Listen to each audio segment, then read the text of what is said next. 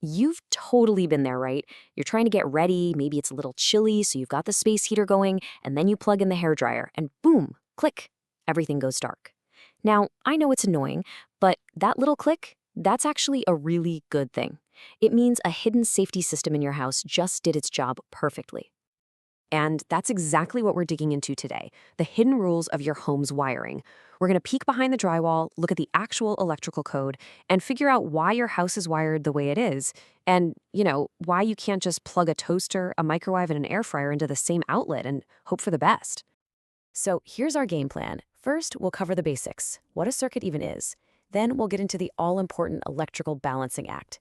After that, we're taking a tour of the house, kitchen, laundry, bath, and garage to see the special rules for each. And finally, we'll put it all together to see how this whole system keeps you safe. All right, let's dive in. First things first, before we get into any of the heavy-duty rules, we gotta understand the absolute basic building block of your home's entire electrical system. And that building block is called a branch circuit. Now, the best way to picture this is to think of your main electrical panel as a central power station, okay? A branch circuit is basically an electrical highway that starts at that power station and delivers power to different parts of your house. Each one of these highways is designed to handle a certain amount of traffic. And by traffic, I mean electricity. So let's follow the path that power takes, step by step. It all starts at the panel board. That's our central hub. From there, it has to pass through a circuit breaker. Think of that as the safety gatekeeper. Then it travels down the wiring, our electrical highway, until it finally reaches its destination, the outlets and appliances that you and I use every single day. Okay, so sticking with our highway analogy, you can't just cram all the cars in the city onto a single one-lane road, right? It would be a total traffic nightmare. Well, the exact same idea applies to electricity. And that brings us to this super important concept, the electrical balancing act. And hey, this isn't just a nice idea.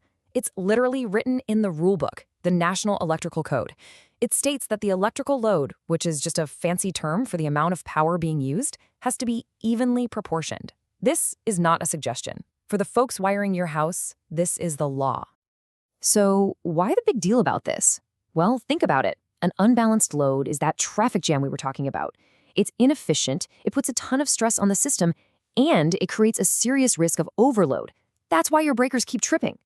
But when the load is balanced, everything just works. It's safe, it's efficient, and you get that reliable power you count on every time you flip a switch.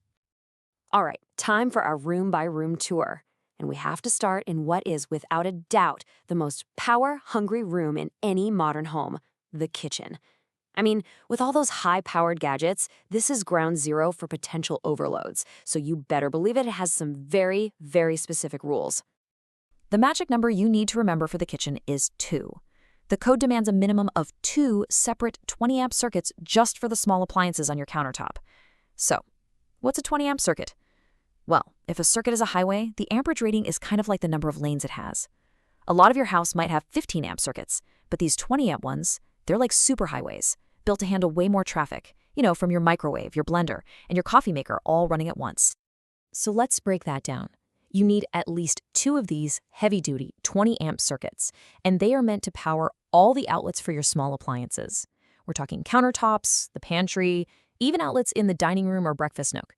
This is the system that lets you make toast and brew coffee at the same time without tripping a breaker. Now, the kitchen gets a lot of attention, but it's not the only spot in the house with its own special rulebook. So let's keep moving and see how this idea of dedicated circuits plays out in other key areas: the laundry room, the bathroom, and the garage. And this chart really makes it simple. It's basically a 1-1-1 rule. The laundry room needs 1, the bathroom needs at least 1, and the garage needs 1. 1 dedicated 20-amp circuit for each. So let's quickly run through what that means in each of those places. Okay, the laundry room rule is super strict. That 20-amp circuit is for the laundry outlet and nothing else. No other outlets are allowed on it. Think of it as a private express lane on the highway, built just for your washing machine. It's all about safely handling that huge, continuous power draw without any risk of overheating.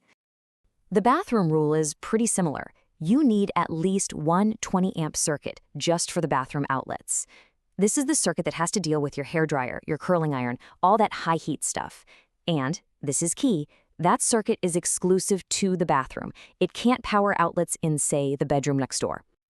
But of course, there's always an exception, right? And the code is written in some pretty dense legal language here. So let's just cut through the jargon. What does this actually mean for you? Okay, here it is in plain English. If a circuit is dedicated to only one single bathroom, then that same circuit can also power the lights and the fan in that same bathroom. The key is that it's all self-contained. The power for that one room stays in that one room. And that brings us to the garage. Yep, you guessed it. It also needs its own dedicated 20-amp circuit for all the outlets in there. Think power tools, battery chargers, that kind of stuff. But the garage has a really interesting little exception.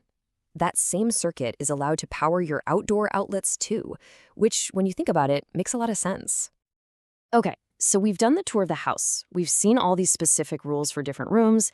Now let's just zoom out for a second and ask the big question. Why? Why all these complicated sounding regulations? Well, it's because they're not just individual rules. They're all pieces of one big interconnected safety system. And this chart is basically the ultimate cheat sheet. 2 20-amp circuits for the kitchen, 1 totally exclusive circuit for the laundry, at least 1 for the bathroom outlets, and 1 for the garage that can pull double duty for the outdoors. It's a really clear, logical blueprint that's designed specifically for how we live and use power today. And really, that's the most important thing to take away from all of this. These aren't just random rules designed to make things difficult. This is a meticulously designed safety blueprint. Every single one of these requirements is there for a reason, to prevent overloads, to dramatically reduce the risk of fire, and to make absolutely sure your home's electrical system can safely handle everything you throw at it. Which, of course, leaves us with one big question for the future. Because let's be real, our demand for electricity is only going up. We're adding electric vehicle chargers, tons of smart home tech, powerful induction cooktops. So you have to wonder, how is this blueprint going to have to change to safely power the smart home of tomorrow?